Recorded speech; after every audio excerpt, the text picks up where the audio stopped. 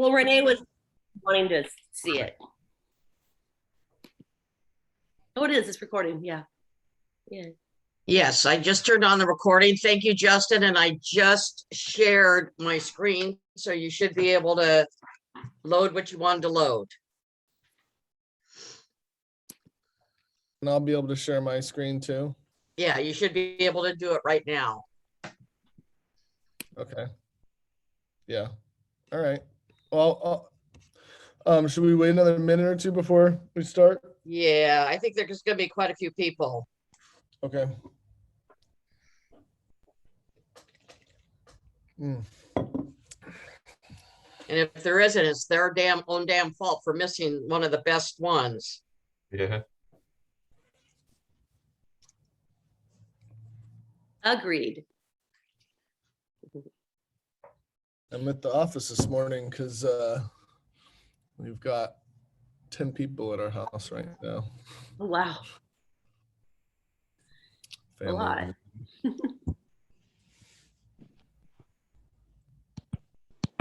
Family vacationing over in Santa Cruz or something? Pretty much. Alright. Family coming to visit my brother and his family and Yeah, dad and little family get together. that's cool. Yeah. Oh, that's right. When's your birthday? Mine was the 14th. Oh, okay, so it passed. Happy late birthday, by the way. Happy late I was wondering birthday. if you came in for your birthday. It's getting older, it's inevitable. For sure. I fell on I realized my age very acutely recently. I fell on a one wheel and broke my arm. And it takes a lot longer to heal. Hmm.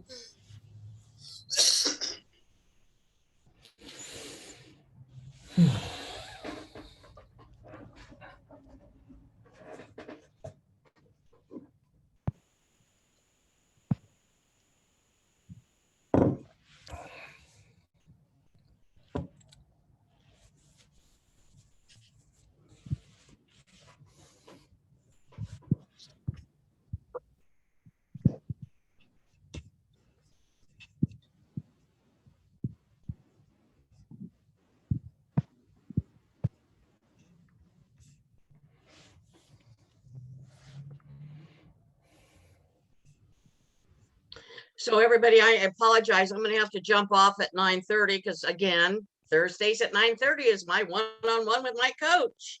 So, and I am so sad. I do not want to miss this, but so Justin, were you able to share your screen? Yes. There we go. There you go. Okay. Ah, All right. You just let me know, Renee, when to start. I don't know how long you guys typically wait. Right now? now, yeah. Okay. Okay.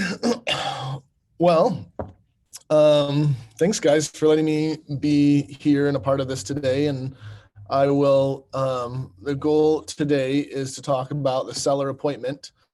And my hope is that at the end of it, you've got, at the very least, if you've done this lots or familiar with the process, that you're at least gonna have a few nuggets to make your presentation better and your experience and care of your clients during that Seler appointment more successful. And if you haven't done a Seler appointment before, if you're brand new, then hopefully this will at least give you a roadmap towards what those could look like and how to do them well. Just first, full disclosure, there's a lot of ways to do these. I've talked with agents over the years to find out what they do sometimes, and it's quite different than the way I do it, and it's everybody handles them a little bit differently. So take this as just one way,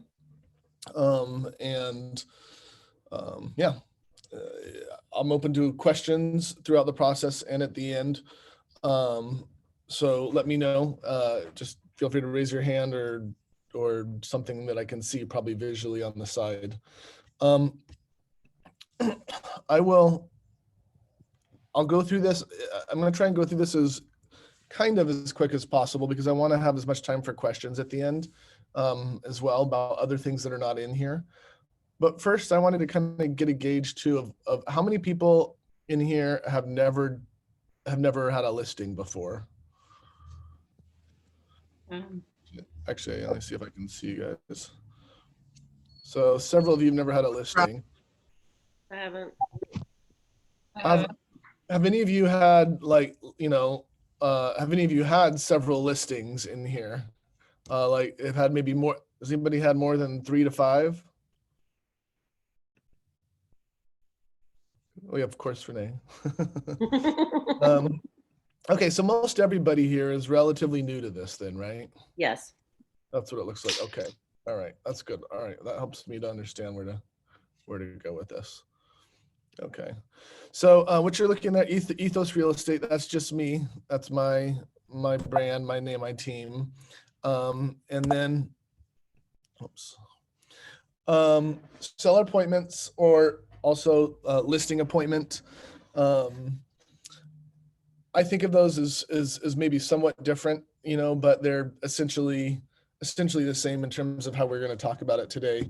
A seller appointment might be anything that leads up to a listing appointment, right? A listing appointment is when I actually, sort of seal the deal when it comes to signing the contract and all of that. But you might have lots of seller appointments, and that's, I think, one of the first things to note is that the seller appointment is really best understood as a part of the ongoing conversation, right? If it's the first time you've ever talked to them really in any length, when you first show up at their house and they say, then you're definitely at a disadvantage. Most of my sort of listing appointments or seller appointments come from people that I already know because it's part of my database, and I've had several conversations with them. And so it very much looks different depending on the nature of that individual relationship, right? If I've already had 2 or 3 conversations with them, that last appointment, by the time they say, come over to my house and let's talk about selling my house, I've already won them. I've already had several conversations about details, and that's just sort of that final listing appointment is much smaller than if somebody calls me from out of the blue and says, hey, Justin, come over to my house. I'm interested in selling now. So, but it's definitely, it's going to involve some type of pre-conversation because at the very least, when somebody calls me out of the blue, they're still going to give me at least a little bit of time to ask some questions and to probe them.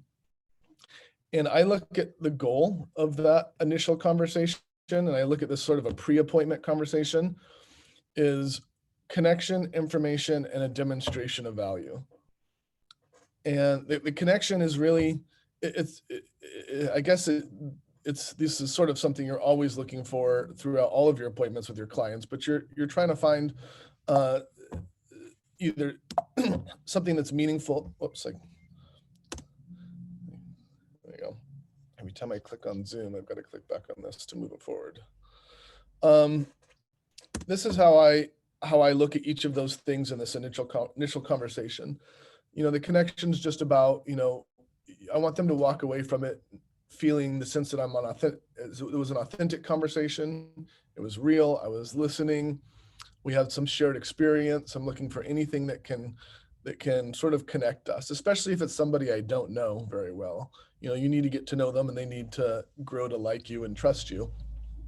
And so you need to have some type of connection, even if it's small in that first conversation. And then you're also looking for a whole bunch of information, kind of probing them, letting them, tell me a little bit about their, how they want to, why they're selling, where they're moving to, some property details. I need to at least know these are the basic information that I need to know so I can prepare for coming over to their house, so I can prepare my research, and so that I can have kind of set myself up for a better, successful conversation there. And the last thing is demonstration of value. And I use this a lot in how I communicate with my clients and also how I talk about my business. I really think that sellers choose us, right? When they like us and when they trust us, but they also need to understand and see our value, what we bring to the table, why are we valuable to them, right? And I kind of think that the main areas where they experience our value or where they see our value added to their lives here is in our expertise of the process, of the marketing, of how to navigate, contract disclosures, multiple buyers, all this kind of stuff. The more you can demonstrate expertise, integrity, and some quality communication and care, they're going to feel that value demonstrated. And that's really important when you get into talking about, how much this is going to cost them. It's also very important when you have to have questions about, or maybe you might disagree with them and you need their trust. The more they see your value, the much easier all of those conversations go. So, and we're going to talk a little bit about how to do that, but this is, even from that very initial conversation, I'm going to be looking for ways within that conversation to demonstrate this. We'll get there. The other thing too, I'd like to just kind of chime in, and I think, Justin, it's a really good point, and we don't talk about it enough. I think us that are experienced don't talk about it enough. I think people tend to think that we just go out and we get listings. But normally we have had probably 4 or 5 conversations or meetings with the people, before we actually go out and get the listing. So understand that it's not just, you get the phone call, say, come list me, although that happens every once in a while. It's a process. So stay in front of the people.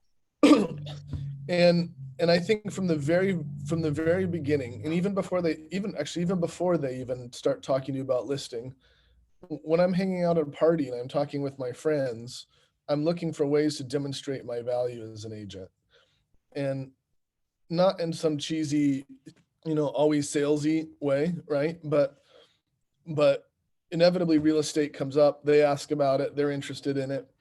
And how can I demonstrate either integrity, honesty, transparency, or how can I demonstrate my expertise in some way, or that I really care about them and can communicate well. And so keep that present in mind throughout this whole thing. And it's really about getting a grasp. The initial conversation is about understanding the client's needs, because when you go to that meeting, if you're not addressing their needs, they will not hire you. Or if they do hire you, they're going to have doubts in the back of their mind. So understanding their needs well is key. Justin, again, I just want to add real quickly. I love what you said about parties and talking to people. Have stories. Real estate, I'll tell you, real estate is sometimes it just blows my mind. The other day this happened and this is the result. So start collecting stories, because that's what you do, isn't it, Justin, as you talk about something that may have happened or. Mm-hmm. Yeah. The stories, I think, are it's like testimonials, right? They're real life people, real life events. People trust those. So I just wrote out some of the things in that pre-appointment conversation. Now, if you don't get a chance to have much of a conversation with them, you're going to have to cover these things in person at your first meeting. But I recommend, if at all possible, get all of these answered ahead of time. So just examples of what might happen when somebody calls me and says, "Hey, Justin, I've been thinking about selling my house. I want to talk to you more about it." My first question is, well, tell me about your situation and why you're looking to sell. Get them talking, ask follow-up questions, because every piece of information they share helps you to understand their situation, their needs a little bit better. And then you get to cater then your conversation and your approach and your presentation to them. And then tell me a little bit about the house. This is what I'm really looking for here, is because I know I'm going to be doing a CMA for them.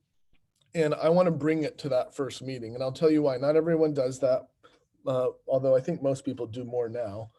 When I got into the business, people told me that your listing appointment should be a 2-step process. First, you go and you talk, you talk about, you learn about the house, you talk about their needs, you find all this information out, and it's gathering information. And they always want to know the price of what it should be listed at, but you don't give it to them then. You go back, you do your research, and it's a reason to come back again and solidify it. But I think things move at a much faster speed now. If you're not ready in that first meeting to give them all of the information that they need and they want, then you're probably going to be behind somebody else. So, there are exceptions to that. If it's a very unique property and requires me to see it first, I don't have very much information up front, so I can't create a quality CMA up front, then I may ask for more time to go back and during that meeting to say, hey, look, I'm going to get back to you on pricing. There's a lot here new. I needed to see it first. It's a unique property. There aren't a lot of comps for it. So I really want to get you an accurate price. So I'm going to come, let me contact you on Thursday or whatever and tell you, we can have a conversation about that. Tell you what I think about pricing. But generally, it's good to have it all up front. So in order to do that, you need to know all about the house. So I ask as many questions as I can about the house, size, yard space, condition, whatever they can tell me that will help me then compare it visually with other listings and sold properties in the neighborhood. And then I want to know about their expectation of timing. So a lot of people, sometimes people have a very specific idea of what they want. Other times people have no idea. They're just like, I just know I want to sell it sometime in the near future. And if that's the case, if they're not sure, I always try and get them to start with like, well, when do you want to move out? When's the time that you would want to actually pack up and leave this house or leave this property or leave Santa Cruz or whatever it is? Because we can work backwards from there and say, well, your average escrow is about 30 days, and the average time on market right now, if it's priced right, might be 1 to 3 weeks. And then we need some time to prepare the house for listing. So let's work our way backwards to where we're at now. And then we know when to get started and how fast we need to get started. So a lot of times people have an idea, but if they don't, then just start from the end and work backwards from the goal. Because I want to set up a time for them that really helps them feel like I have a good grasp on their needs. And then there's each listing, you're going to have a whole bunch of potential different individual needs of the client, right? They might be going through a divorce, someone might pass away, it might be a probate or a trust sale. There could be unique family dynamics. They could have huge issues related to big taxable gains. Maybe they're aware of, maybe they're not aware of.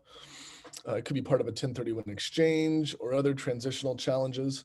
So a lot of the answer to these questions will come when you hear this. But I'm going to want to dive into these questions a little bit more and find out where they're at in the process. If they're going through probate, do they have full authority or limited authority? Are they working with an attorney or are they doing it themselves?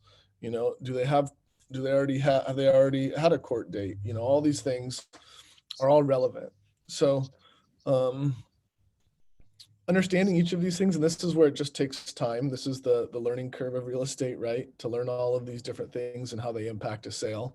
But at least being aware of them and starting to ask certain questions from the beginning is a good start. And then, of course, this one's a little bit of a sneaky question because sellers never want to give this information out. Sometimes what I'm really wanting to know here is what is their expectation of price? How much do they think it's going to sell for? That's really what I want to know. But they always, I don't know about you, Renee, but almost every seller I've worked with, they want to hear what I think first. They don't want to divulge what they think until they hear what what us think, and that's very reasonable. And You're the expert. Tell me. Exactly. So I always ask because sometimes they'll tell you, and that's really helpful in evaluating how to prepare for that conversation about pricing. And so the way I ask it is this way. So do you have any particular financial needs or goals that you need to be accomplished through the sale?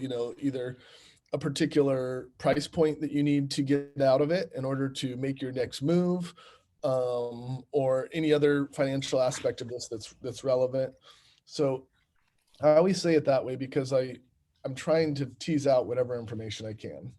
Sometimes I might say, well, I just want to get as much as I can, and I look to you as the expert you tell me what it's worth, right?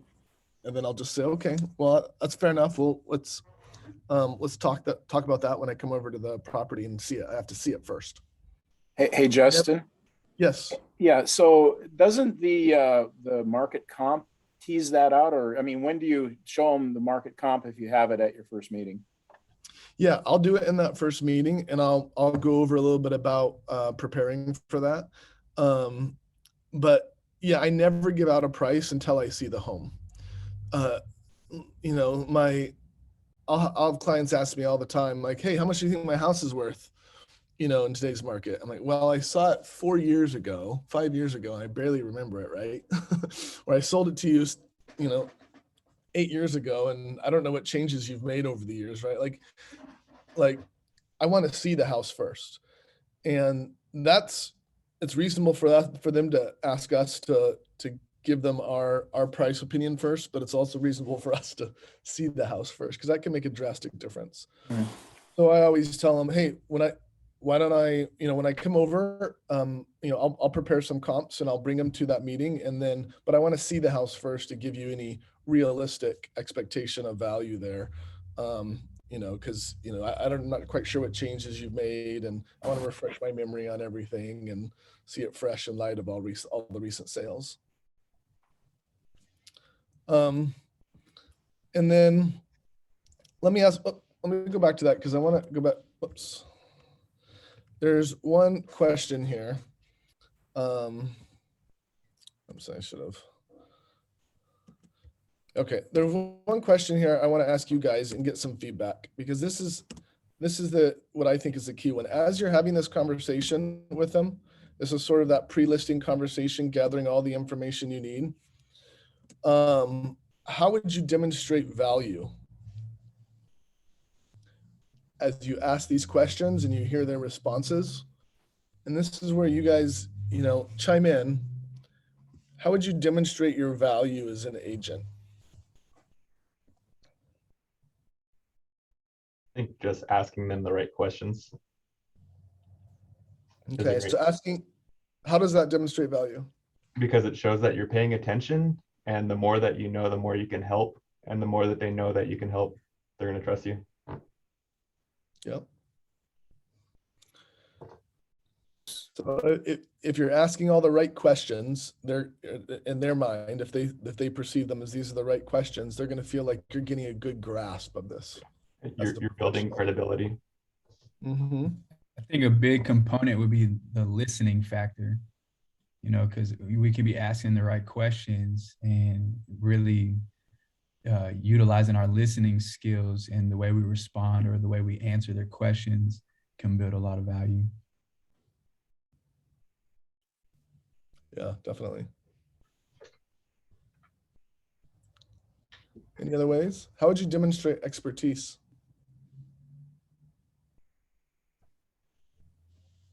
You having your knowledge of the market, and that might be helpful. So you're primarily gathering information and asking questions here. Can you think of any examples of of how you might actually do that? Of asking questions? Yeah, asking a question or maybe sometimes a rabbit trail off of a question, or you're looking to instill confidence. So I would say that, some of your more technical questions or just kind of straightforward stuff, you could say, hey, the reason I'm asking about your house in so many details is that we've got some really powerful tools, and I want the market analysis or the market comps that I'm trying to prep. I have access to all that, but I need to ask some pretty probing questions, right? That's great. That's great. That demonstrates a level of detail and expertise there. Sometimes I'll ask, if I'm asking about the question, let's say it's a rural property, right? Anybody who has experience with rural properties knows that things like water and septic are very important, very critical.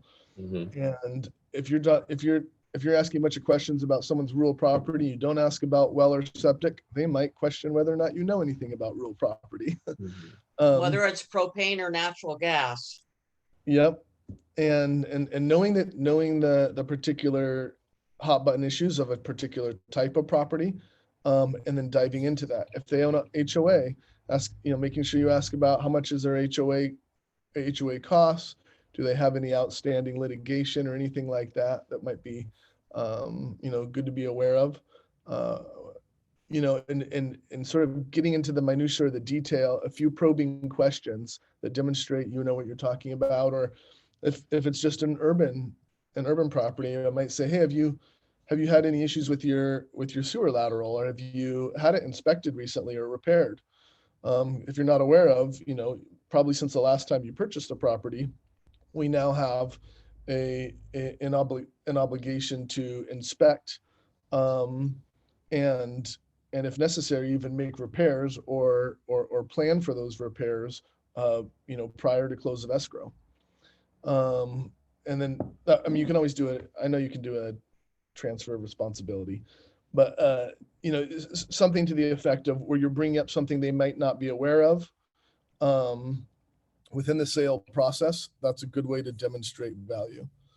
So yeah, those are all great ways.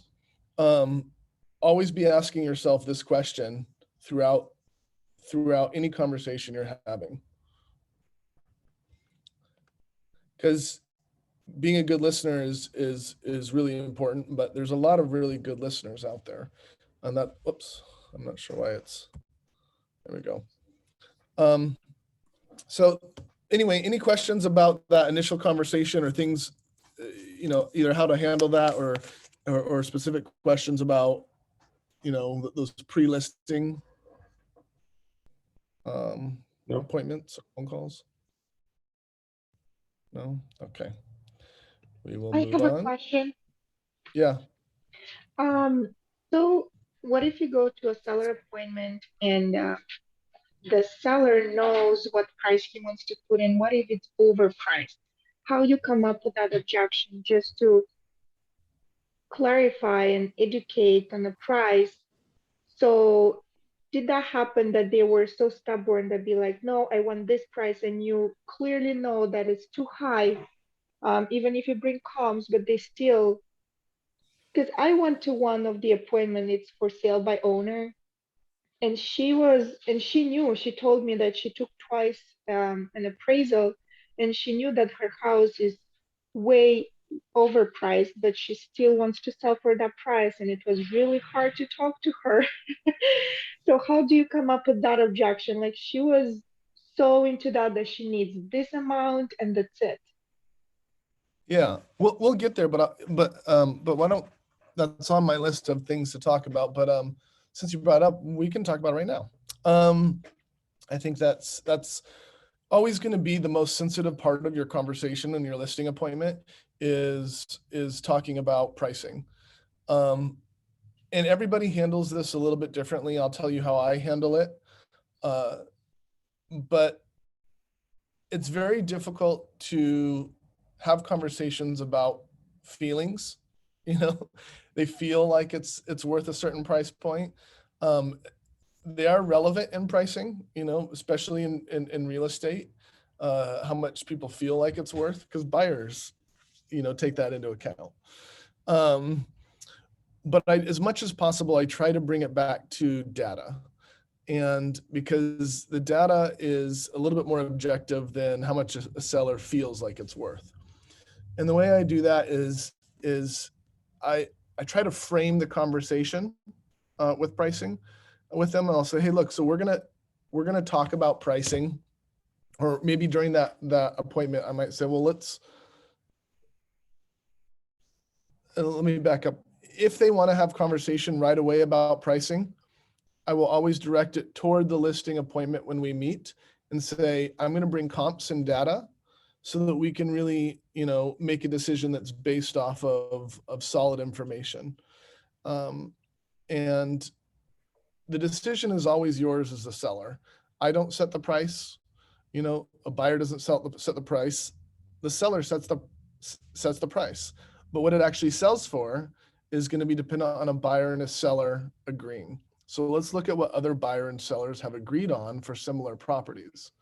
That's going to be your best source of data. Then we can talk about how your property might be better or more desirable or less desirable than some of the other properties that have sold, and compare it that way.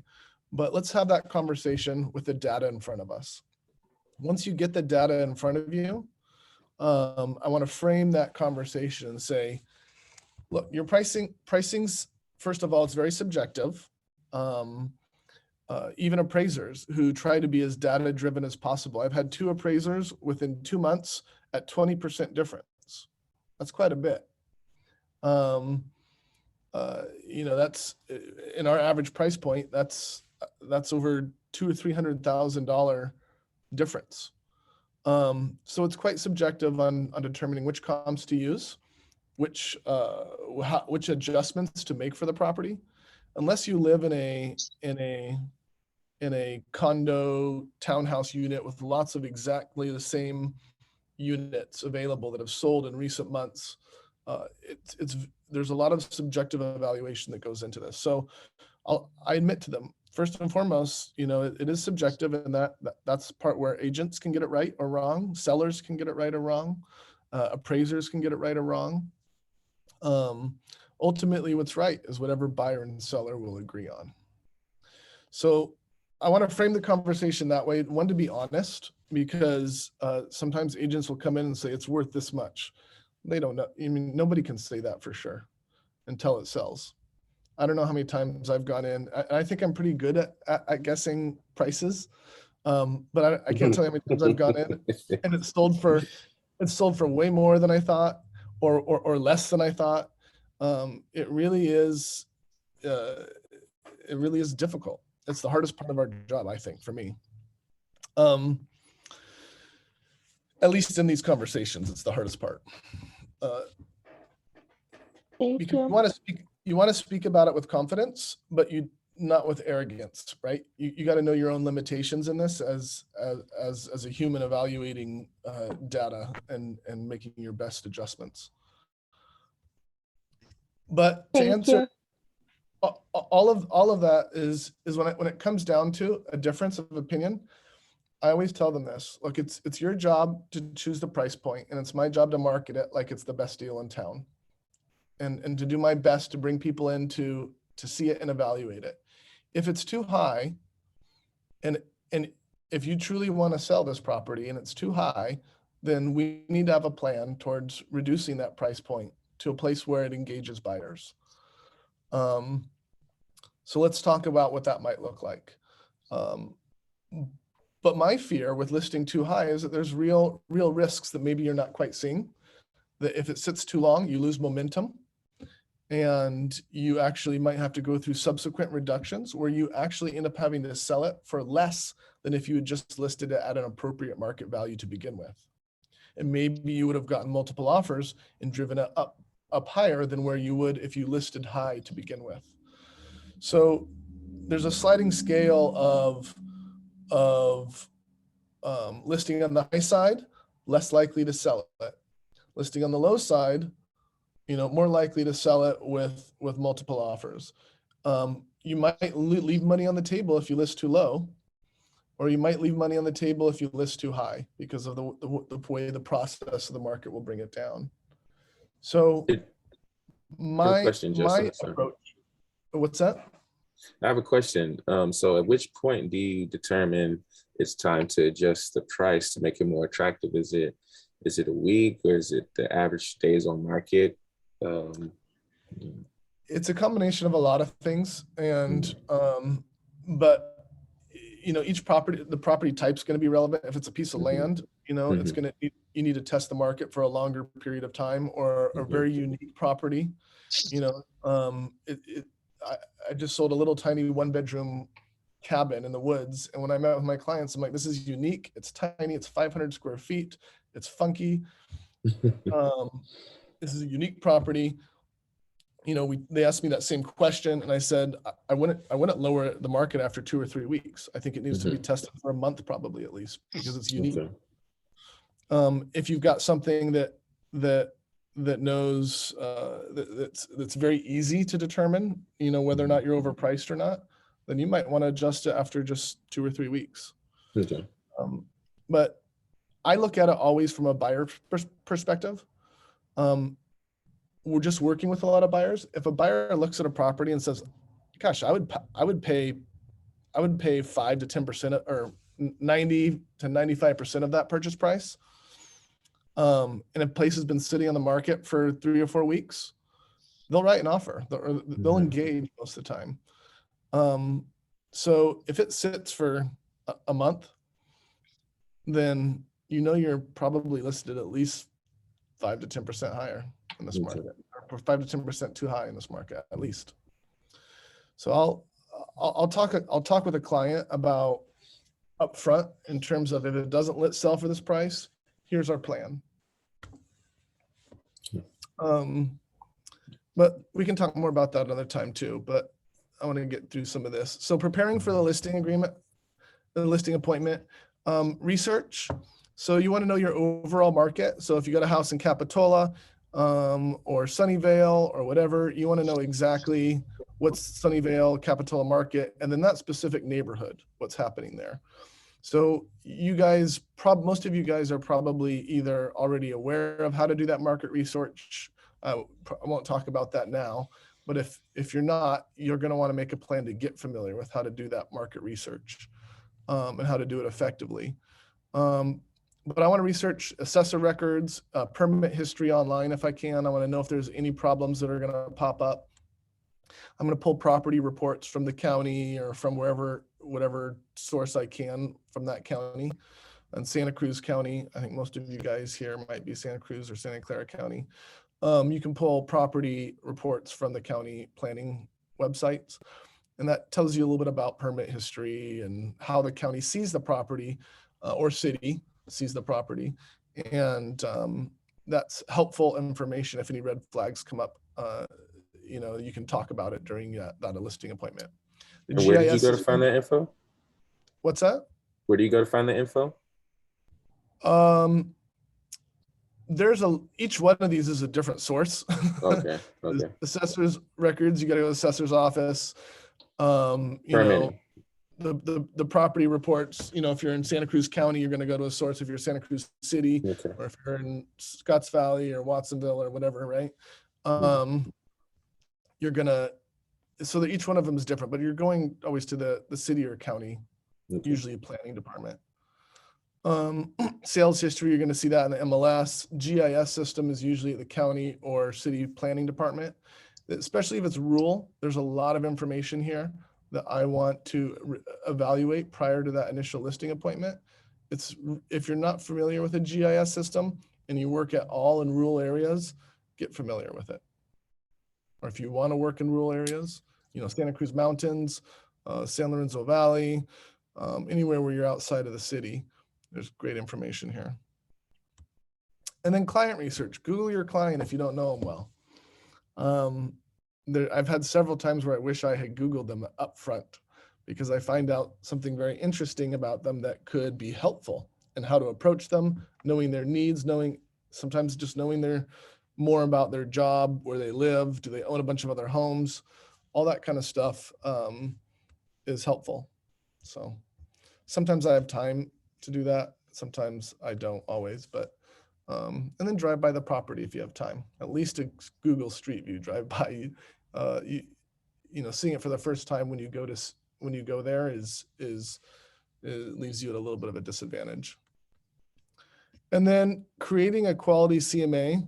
So this is your market analysis, and this is a topic of another discussion. But being able to do that, I force myself to settle on price ranges before I go there. I look at all of the pictures of all the sold properties, the ones I've seen in person, the ones I haven't seen. I look at all the pictures, the virtual tour, whatever I can get my hands on, to come up with price ranges in my mind up front. Because what I'm going to do when I go through the listing appointment, is I'm going to be placing the home within that range, the appropriate range of properties. It's because I want to be ready to give them a price when I show up there. So upfront, reviewing it, saying, okay, if the property's in good condition, it's worth 1.25 million. If it's got a funky layout or in poor condition, it's going to be worth, it looks like the comp suggests somewhere between 1.1 and 1.15 or something, right? And if it's stellar and it's got a really big backyard, if it's got, this great amenity, or if it's the best location in the neighborhood, then we can push and it's all dialed in and remodeled, then we can push it up to this price point. I want to have those really clear numbers in my head when I go into that conversation. And the last thing is just know is to kind of, I always like to take a moment to prepare my mindset. If I don't do this, I always wish I did during the listing appointment. I take time to consider the client, their personality or the individual needs, and to make a conscious choice about the best approach and not just go off the fly. There's some people that are super intuitively good at all of this, and they seem to do really great without ever having to think twice about it. But for the rest of us humans, really taking time to, even if it's just 5-10 minutes, to think about the client and their needs and to set the approach purposefully is worthwhile. Okay. Let's see what time we're at. 9:40. We're gonna go through the actual appointment in 20 minutes or less. I'm gonna try and go through faster so you guys can ask some more questions at the end. And again, a lot of this you may have already discussed upfront with your client in previous conversations, in which case you obviously skip it in the seller appointment. This is just a list of everything that's there. But tell me, what is the goal of your seller appointment? What do you want to walk away with? With a listing. Is that what everyone agrees on? I would hope to walk away from a selling appointment with the listing agreement signed. Any other ideas other than the listing agreement? Referral? What's that? Referral? A referral? Yeah. I'd be Okay. happy to help them buy a house. Okay.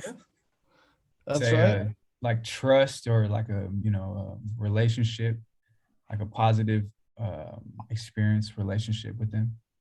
The trust relationship. I think that was my answer.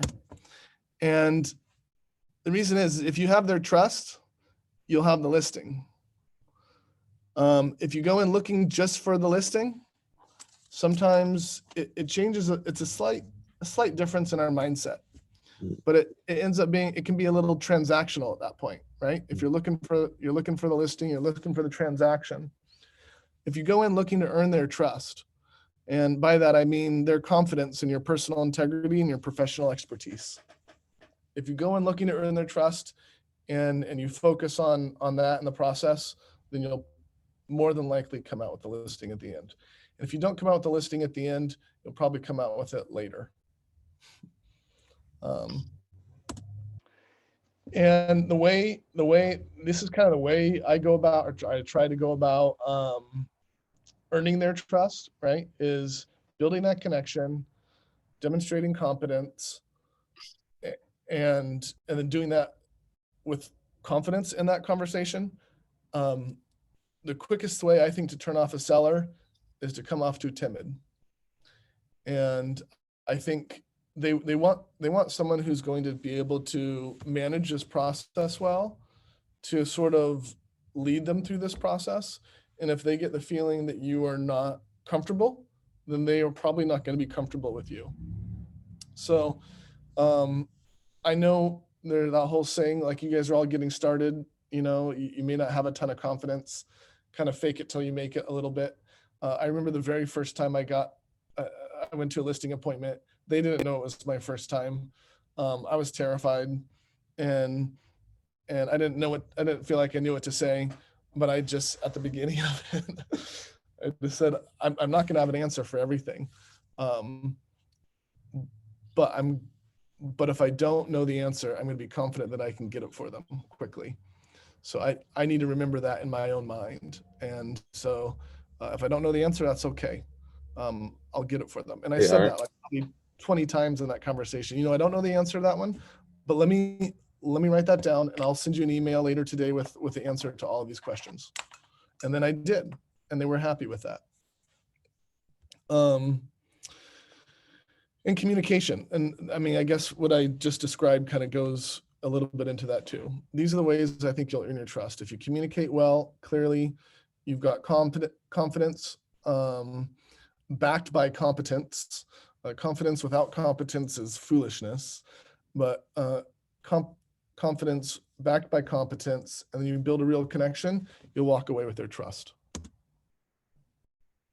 So what happens during that meeting? What takes place during your listing appointment? These are the things that you want to, if you haven't accomplished them in previous meetings, this is what you want. So I break it down into two things: the walkthrough and the sit down. That's what happens. The walkthrough is I want to get the seller talking. I like to do the walkthrough first. If they ask me, hey, do you want us to walk you through the property, or do you want to sit down and have a conversation first? I always want the walkthrough first. Because there's so much that can be gleaned through that, and it just gets them talking, gets them comfortable, especially if you don't know them very well, or if they, sometimes I'll get a listing referral from a previous client, and so they don't know me that well. So just walking through their homes where we're not sitting across from each other and staring at each other gives them a chance to open up, talk about their house, all the things they love, their improvements, the outstanding issues that are there. You just get them talking. And there's so much that can be gained also about their personality and how they view their home. Are they really emotional about it? Are they somewhat detached? Are they in a rush? How they live. All these little things tell you a little bit about how to care for them as a client and to best serve them, and how to get the listing. And then secondly, I'm also, as I walk through, I'm keeping in the back of my mind that range, that price range. And I'm looking for condition elements, for updatedness, for outstanding issues, for layout, for function. I'm trying to place the house in the appropriate range of pricing, so that before we sit down, I at least have an idea. So I'm talking to them, but I'm also thinking about this in the back of my head at the same time. And I'm mentally maybe making adjustments for these things, for the different elements of their house. Well, they remodeled their kitchen, their bathrooms look great. They don't have to remodel those. Someone could just move in ready. All right, well, we're starting to move up on that scale. They've got a great big backyard. It's got some fresh colors, and paint. All right, we can push this up a little bit more, right? Oh, they're, one of the best spots in the neighborhood. All right, we can reach for the top end of this, or vice versa if it's falling apart. That's the walkthrough. Then I want to sit down and cover a lot of the details with them. I'm always hoping I've covered some of these things before, because if not, it can be a long conversation. Some people can get in and out of these things real fast. I can't. It usually takes me, once we sit down, it's anywhere from 30 minutes to an hour and a half, depending on them. And that's maybe even after already 20 minutes of walking around their place, talking and looking at it. But it really depends on them. And I try and just match their level of capability in terms of how much they can stand to move, sit down in one place and talk. I want to clarify maybe some of the things that we talked about on the phone. Just say, hey, so tell me again, thank you for showing me the house. That's great. That really helps me have a better idea of where it's at, in terms of comparison with the other properties that have sold in the area. And gosh, you guys have taken really great care of it. And there's a few more things that you can do to prepare it for listing, and we'll talk about that. It looks like a great home, and I'd love to help you and work with you and getting this thing sold for the most that we absolutely can. But let's talk about some of the other things you mentioned about your timeline. We mentioned this on the phone, but it sounds like you're wanting to make this happen in the next 2 to 3 months, maybe. Let's talk more specifically about that, right? So I sit down and I'll clarify some of those timelines, any special needs, talk about whether it's part of a trust, etc. And then out of that comes an opportunity sometimes to educate, because maybe they talked about a 1031 exchange, wanting to do a 1031 exchange. It's an investment property on the phone, but we didn't get into details.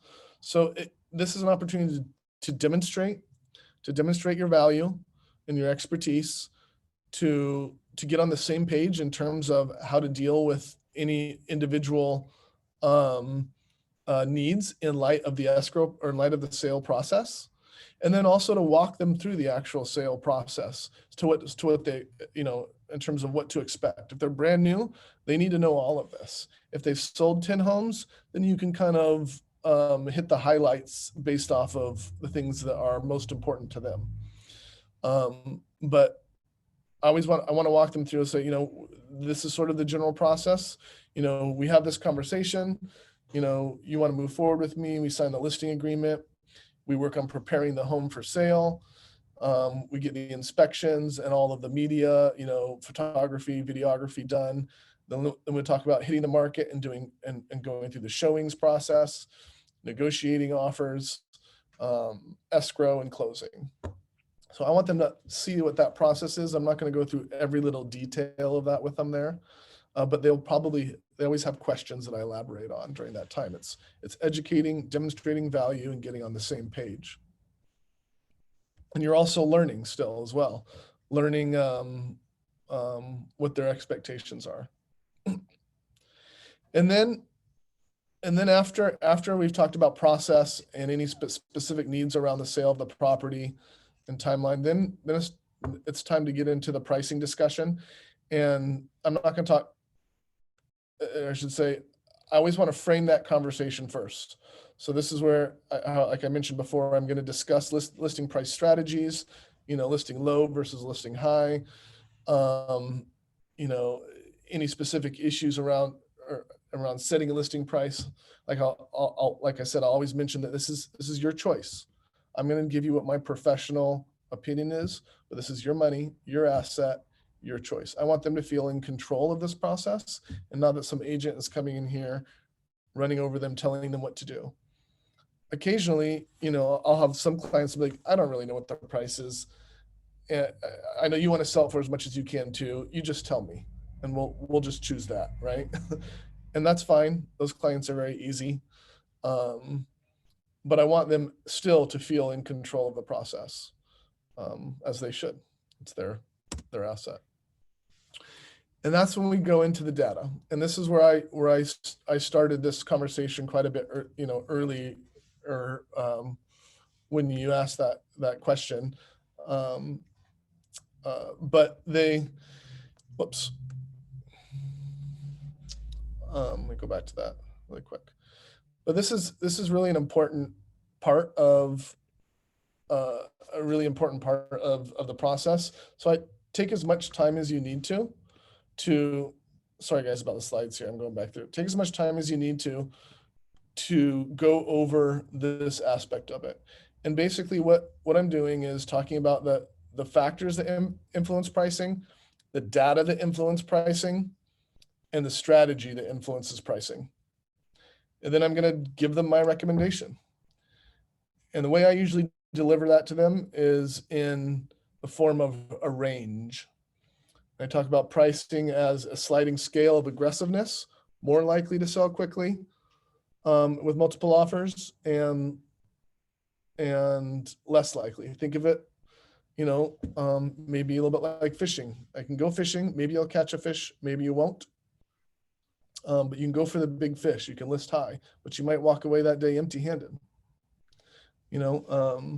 Or maybe you bait it appropriately for the fish that are in the sea, and you'll likely catch a fish.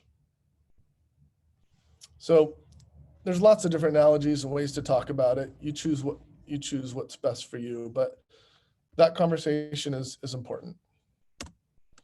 The other things you want to talk about, I want them to understand I've got a good grasp on the marketing and media plan, so I'll go over that with them. This is what I'm going to do to market your property. This is, and really, I look at marketing in terms of two things, and I explain this to them. Exposure and story. Exposure is about getting it to the most people and to the right people. And we primarily do that through all of our syndications and getting out as much as possible through social media, through your MLS. Just getting on the MLS gets it out to all the main sites. But what else do you do to get it out there? Are you sending out flyers in the neighborhood? Are you contacting all the agents? Do you do a particular social media push or boost, or what do you do that for your marketing plan? You want to communicate that here. And then also the second thing is stories. How do you tell the story of a home? That makes a big difference. Do you tell it with your little cell phone pictures or with professional pictures? Do you do it with a poorly written ad copy that doesn't highlight the value of the home? Or do you is it done well? Even the way you prepare disclosures tells the story of a home. So are you telling the story of a home in a way that puts its best foot forward and brings in the best buyers and the right kind of buyers that are going to pay the most for that home? Or are you not doing your job?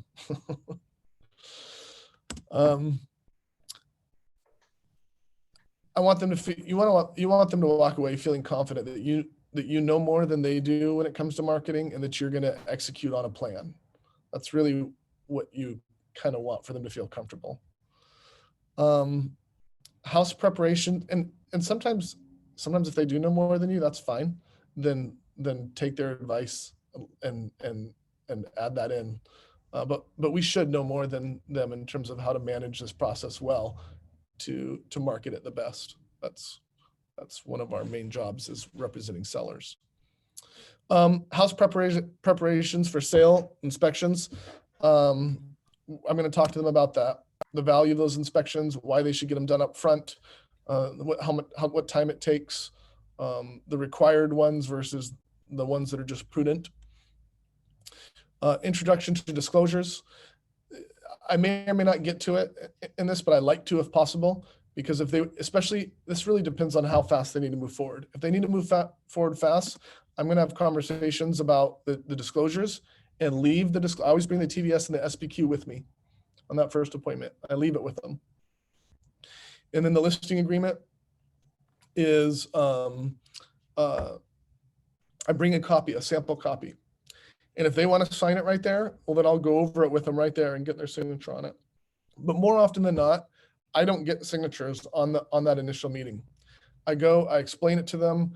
I might walk them through it, and I'll say, look, I'm going to send this. If they're ready to sign right then, I'll say, I'm going to go home. I'll send it to you via DocuSign, and you can sign it via DocuSign. But I want to leave this copy with you so you can review it further at your leisure, and let me know if you have any questions. But I like to go over with them if they're ready, and and occasionally they're like, no, I'm ready right now. Let's sign it. Then I'll go get it signed. And as I always wrap up this meeting with this question, I think I've had more better responses to this question than any other single aspect of a listing appointment. So I always tell them, say, so I want to know what's important to you in a realtor. I know you've worked with other realtors in the past. At least you worked with at least one to buy this property. And if they've bought and sold many, you know what you like and don't like. You know what's important to you. And I want to know how I can serve you well in this process. So what's important to you in a realtor? And I've had somebody like, oh, wow, that's a really good question. You know, and then it's a chance for them to say what's really important. And it's a chance for you to demonstrate that what you care about most is what they think. And it really, really helps in knowing how to focus your attention. They might say, well, look, I had a realtor before that did this and this and this, and it made me upset, or I don't feel like it didn't get the most for the house. And it gives you a chance to sort of set yourself out as somewhat different and to address that head on and really assuage any concerns they have. So, or they might be like, well, my agent never got back to me, never contacted me. He's never stayed in touch with me, which is why I'm here talking to you, because I don't even know anybody now. And that gives you an opportunity to talk about that. So that's huge. Whoops. And then, sorry, I'll go back to that. And then I always you want to end with some positivity. And I always end with a kind of summary of next steps. So like you want to always leave them with where to go from here. So if they're ready to move forward at that point, I might be like, all right, take this evening to review that listing agreement, because tonight I'm going to send it to you via DocuSign to sign. Also, you know, we talked about the things that you need to do to prepare the property for sale. And so let's, you know, whatever the plan is on that, whether it's working with the seller's going to take care of it all, or I'm going to get you connected to my handyman. You know, you set up what you're going to do and what they're going to do moving forward to take those next steps. You know, signing the listing agreement, preparing the house ready, working on disclosures, you know, getting inspections scheduled, all of those things. You're talking about next steps. And then and a heavy dose of positivity and confidence. I always ended up with, you guys, I'm really excited to work with you guys on this. I know we can pull the most out of the market. I want to serve you well in this process, so give me feedback during it at any time. Contact me anytime. You've got my phone, email, text. You know, you can text me, call me anytime if I don't respond, because don't worry about being too late or too early. I won't respond if I'm busy or if it's too late, but you're free to just communicate at your leisure, right? That's how I handle it, but I know everyone's different. So I want to end off on a positive note. And then the last thing, and I didn't mention it here, I should have, the very first thing is follow up. Make sure you follow up. I always include a summary email after these things with the next steps, mainly because it's like drinking through a fire hose in these conversations and sellers are overwhelmed. So I follow up with a summary email at least. A couple other notes to remember. I avoid convincing and persuading. If you're ever feeling like you have to convince or persuade a seller, you're either A, they're not educated on a particular topic, or you're not demonstrating your value well. I should say most of the time that's the case. So I focus on the process, right? Focus on is there something that they don't know that they should know about the market? You know, if as it relates to pricing or process, or is it something where they're not quite trusting me and I need to figure out how to demonstrate that value better? Seek the relationship and the trust, not the transaction. And I say that only because it's about building your business long-term. My very first listing appointment, I sold their home.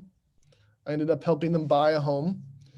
I ended up helping them buy an investment property. They recommended me to their mom, who I sold a multi-unit investment property for her, helped buy a multi-unit investment property for her, and I'm currently working with their sister. So if you're just focused on the transaction, I think you miss a lot of opportunities.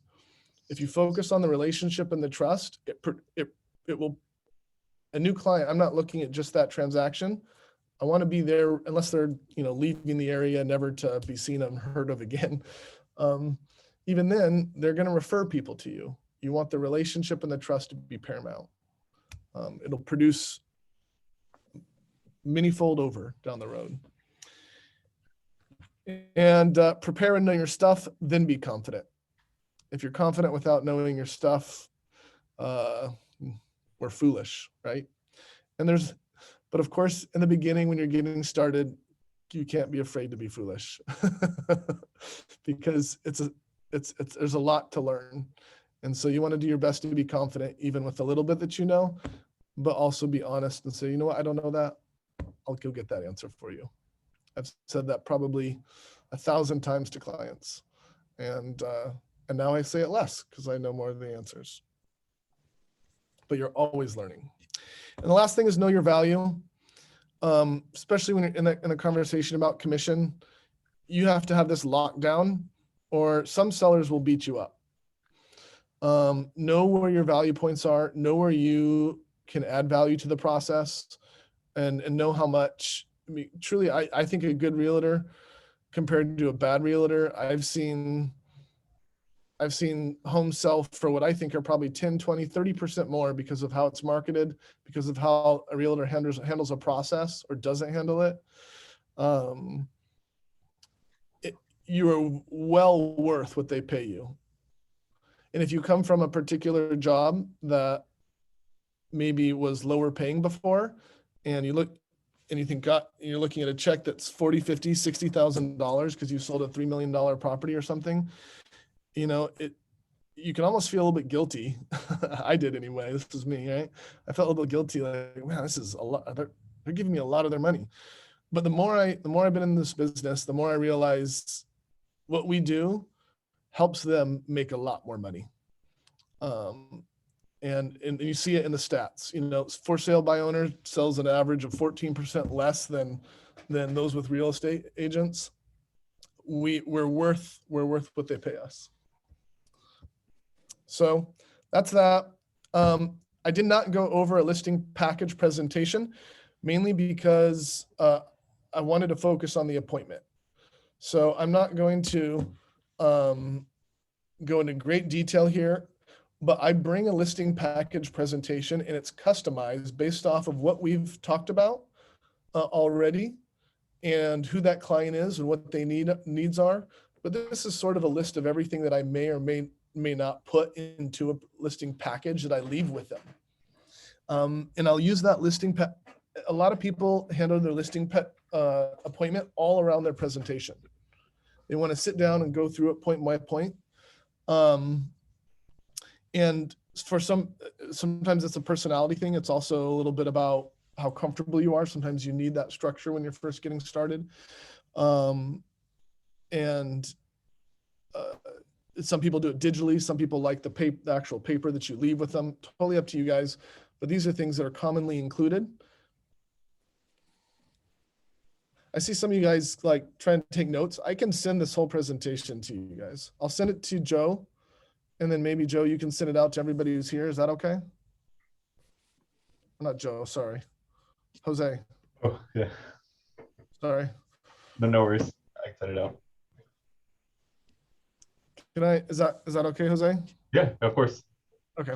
So I'll forward this whole thing. It's just it's a keynote, but that's it. Any questions, you guys? Yeah, I have a question, Justin. Yes. Have you ever, during the appointment, have you ever been asked to reduce your commission? That was my question. No. Commissions. I've never been asked to reduce my commissions. And why is that? It's because, you know what? I take that back. There was one time, there was one guy I had to fight tooth and nail. But usually I don't. And I think it's because of the way I structure it, the conversation. Usually what I say is and I usually hit this point when we go over the listing agreement, and you have to write in the amount, the commission. As I say, I tell them, look, the commission is always negotiable, but per California law, but I've got my business standards for how I do my business. And so I've just made the choice to set my criteria based off of how I do my business model and what I bring to the table. And so the way I do my pricing, I'll just be honest with you guys, what I tell my clients, is it's always either 5 or 6%. And the way I determine that is if it's a past client who I've used before, it's 5%. I'm not going to try and get 6% from you. I'm not going to try and I've never taken less than 5%, with the exception of when I've done dual agency, which I'd always try to avoid. I've done it a couple times under just the right circumstances where I've been comfortable with it. But other than that, I never take, and I tell them this, I've never taken less than 5%. And I do 6% if it's somebody I don't know, as somebody that comes to me new, and if it is less than the average price point for that area. If it's at the average price point for that area or more, I'll do 5%. And that 5%, it goes 2.5% to me, 2.5% to the buyer's agent. And then we take that, we share that portion with our broker and with Uncle Sam, and I take the rest home, put it in my pocket. That was my question. That's how I explain it to them. I just say, it's just my policy. And, if I'm willing to do 5, I'm not going to try and get 6 out of you. If I'm not willing to do less than 5, then I'm just going to set my limit, and that's what it is. And so I think a lot of new agents encounter this question from people who they know, because they'll be like, hey, you new, so they think like you need something to start, and they always ask you like, hey, can you give me some discount? Like, I've been with Keller Williams 2 months already, and I got this question from 3 people I know. And what did they ask you? They asked me to give them a discount if I work with them. Yeah, and my answer to them is simply no. Right. I mean, you can handle it however you want, but my answer is, I've had a couple people ask, but I've never, like just sort of hint at it. Maybe no one pushes it. Once I explain it, they say, okay. Can I ask a question? Yeah. Cool. Okay, so that was the commission price. That was my question. So how you do that? So when you're getting into houses though that are 2 million and 3 million and 4 million, I understand that you're not going to be getting the 6%. It's going to be a negotiated commission, correct? It's all by California law, it's negotiable. I don't start at 6% if I know I'm willing to take 5. Right. I explain with each client, I explain to them my policy. If it's more than the average, price point for the area, it's 5%. It doesn't matter how much the house is. No, I mean, granted, I've never sold anything over 4 million. Okay. So I think if it went over 4 million, I know you're going to be competing with other agents, right? That are going to be that way. My first response is going to always be explaining my position. And then if they're okay with it, great. If they push back really hard and it's 5, 4.5, 5, 6, 8, 10 million, it really depends. If it was a multi-unit that was 10 units and it's $6-8 million, I'm still going to try and get 5% because great. It's a lot of work. Yeah. You're going to be working with tenants on that. You're going to be working with, a lot more preparation on your marketing, so it just depends. If it's an easy sale at 4, 5, 6 million, I'm still going to take that approach. And if they push hard, okay. I don't know. I have another question. I think if it depends maybe on that relationship a little bit too. It depends if they're going to be buying or selling another one. But my go-to answer is just saying, no, and if they sometimes they'll bring up, well, I know I can go do this and get a discount agent at Redfin. I know I can sell it for only this amount or that amount. And in this one guy I told you that I had to fight tooth and nail to get, that was his approach. I can go over here and I can get this, and this. And Yeah. this. I said, that's okay. I'm like, look, I don't need the sale. I want to work with you. I know I can get, pull the most out of the market for you. I know what my marketing is going to do for you. I know how I'm going to manage this process. I know the value that I'm going to bring to the table is worth more than 0.5% or 1%, or the percent that we're talking about here negotiating. Right. So it's if you want to go with a discount agent, more than likely you're going to get a discount experience. Exactly. And that's very much true what I've seen with agents in our local markets. I'm a full service agent. You're going to get absolutely the best service through this whole process.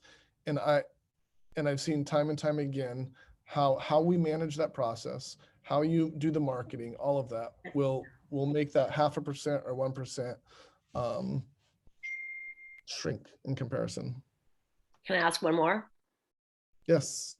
Okay. So when you get the home, you're going to list the house. And then when you start deciding on how much you're going to spend on marketing and getting this place fixed up and how much you're going to actually help these people get this thing going, do you calculate from the list price and then do a percentage of marketing per month? Or how do you figure that out? How do you calculate it, the numbers? Sure, I'll answer this, but first I just want to say I know we're past time. I know Oh. we did till 10, so if anybody has to leave, we can. I'll stick around and answer any of these questions for anybody. Okay. But if anybody has to go, I understand. And yeah, thank you guys for letting me be a part of this. But I'll answer questions for as long as you guys need. I set aside a chunk of time for this. So, I do the same marketing, whether it's a mobile home or a luxury property. Okay. I tell this to everybody because I think it is a demonstration of value and even integrity. Sometimes it can be. So I always do professional photos. I always do a professional video, and that's like the more dramatic video with music and things like that. And I always do a 3D tour, and having all three of these has become, I think, particularly important during COVID. Yes. But it's just my standard now. I do all three of those, and they each have a different purpose in the marketing, right? Yeah. And I'll talk to my clients about this as part of that marketing plan section. But it costs me about $1,000 for those three things. Easy. Sometimes a little more if it's a bigger property. Right. That's my minimum expense going into any listing. Okay. And I probably will spend a little bit more on different things related to marketing, or certainly on Facebook, I'll spend a little bit. I'll spend a little bit on other things, but generally I know I'm going to spend on every listing somewhere between $900 and $1,200 at least. Okay. One more question. If it's a much more expensive property, then I'll be willing to stretch out there and spend a bit more on different things too. What do you think about virtual staging? That's going on right now. There's a lot of virtual staging I've noticed, which I think is pretty cool, less expensive than staging. What do you think about all that? Yeah. I think the primary goal of staging in my mind is emotional impact. And I think oftentimes the homes where it's most needed is when the layout is such that it's difficult to see how this house would be lived in. And the most important time to experience that is when you're in person. Yeah. So, when they get there, like, where would I put my dining room table? This is doesn't fit just right. This is weird. Well, that's when staging is really nice, so that they can get a really quick idea of the flow and how things could be. If people are asking that question when they go through, you're losing dollar signs as a listing agent in terms of what could be sold for. So that's how I talk to sometimes sellers about it, is if you've got a really clear layout staging it maybe is less valuable than if you have a funky layout. Okay. If they have their own furniture in there, then because they live there or whatever, then I generally I never suggest staging. I just talk to them about how to maximize what they have in there. I mean, I should say, I never suggest professional paid for staging. Yeah. I'll talk to them how to stage their own home and how we can work together to stage their home well. If it's vacant, then I'll have the conversation with them about it. Pros and cons. I never offer to pay for it. Okay. That's my question. That's up to them. Okay. That's up to them. That's a stellar cost, in my opinion. Yeah. Now, I do know some agents who will say, look, I've got two service, and I think this is a very valid approach, and I think it's a good way to do it. And it's a good way to tie the staging cost conversation into your commission. You can say, look, I've got two services. I got my full service where I absorb a lot of the costs at 6%, I will do the staging. Some people will say that. But at 5%, you do the staging. Okay. And that's a real easy decision for anybody who does the math. For if it's your average price point, it's much cheaper for them to do the staging themselves. But it gives them an option, and it helps them feel like they're getting a little bit of a deal sometimes. So there's been several times when people said, hey, will you pay for the staging? I'll say, well, I will if you want a 6% listing. I'll pay for the staging. Hey, look, I might even pay for your inspections if it's a $2.5 million house. That the inspections and the staging might cost $4,000, but getting an extra 0.5% might be Justin, I don't mean it. There's a couple of people that have their hands raised, or Jose did, and then he took it down. And also the just a couple things. Number one, the virtual staging. Personally, I think it can be deceptive. People see it in the online, and then they get there and they go, "What the hell?" So I would be caught. That's just my opinion. And then the other thing is that I just want you to consider. I want you to consider that if you get when you get a 6% listing, I will take 3.5%, and I will pay for the inspections and that, because the standard now is to give 2.5% to the buyer's agent. Most buyer's agents are happily accepting 2.5%. So I will take 3.5% because there are hard costs involved with a listing. Like Justin said, there's the video, there's the pictures, there's the sign, there's the pop, pop, pop, pop, pop, pop, pop. So I'm again, you get to run your own business the way you want to. I would like you to think about that. So Multilip, did you have a question? I had, but both of those questions were answered by Justin. Okay.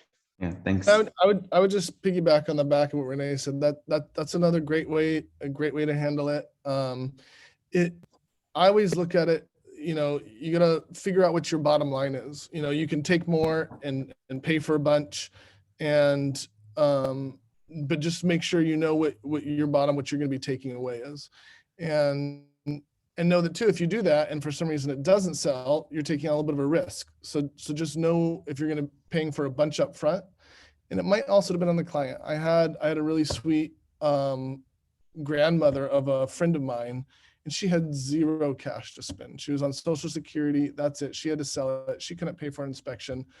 So in that instance, we negotiated, the listing where I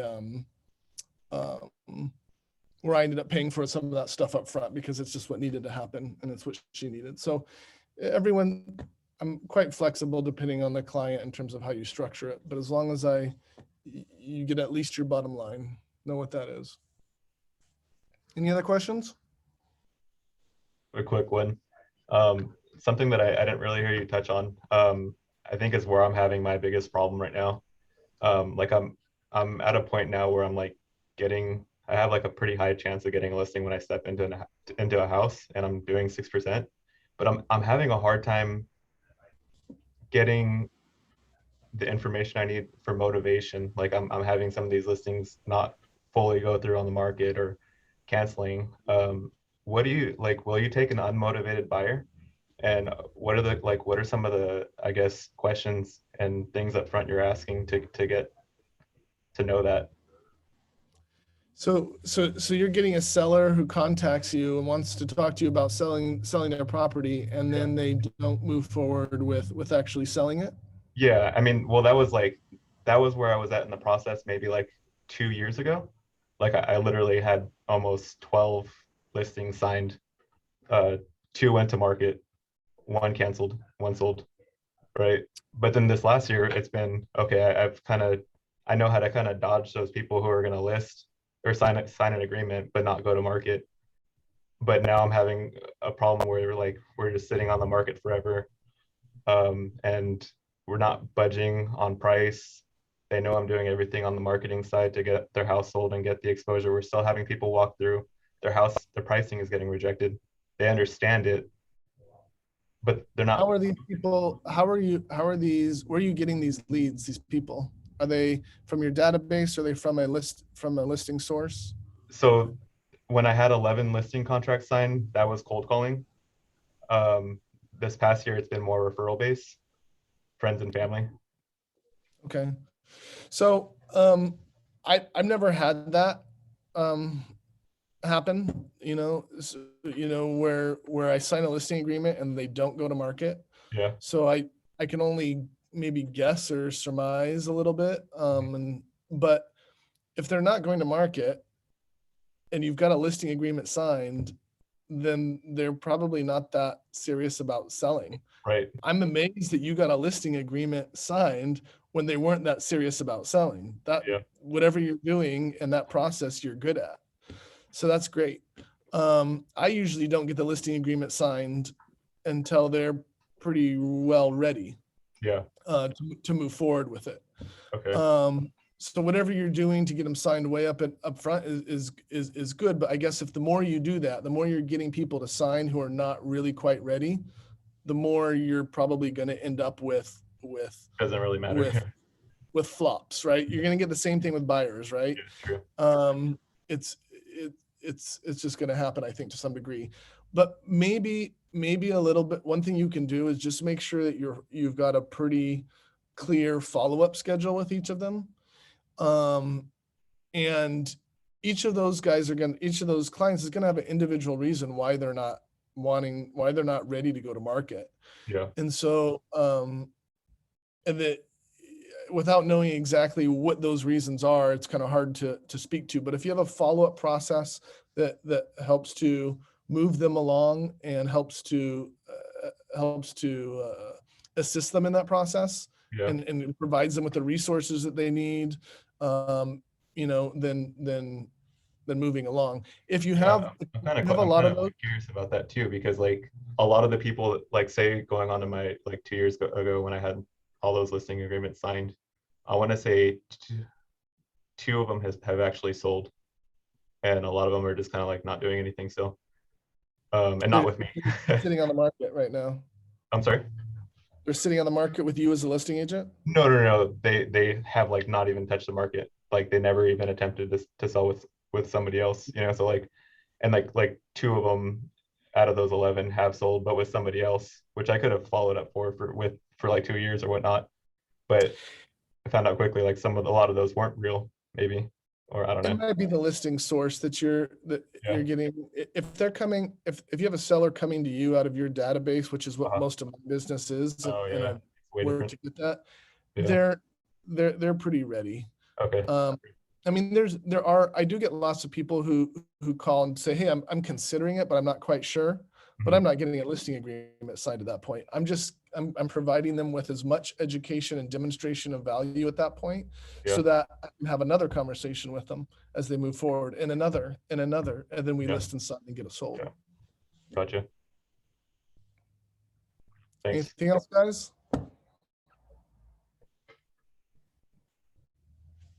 All right. Thank you so much, Well, Justin. I would say if you haven't already, work on preparing your listing presentation or package.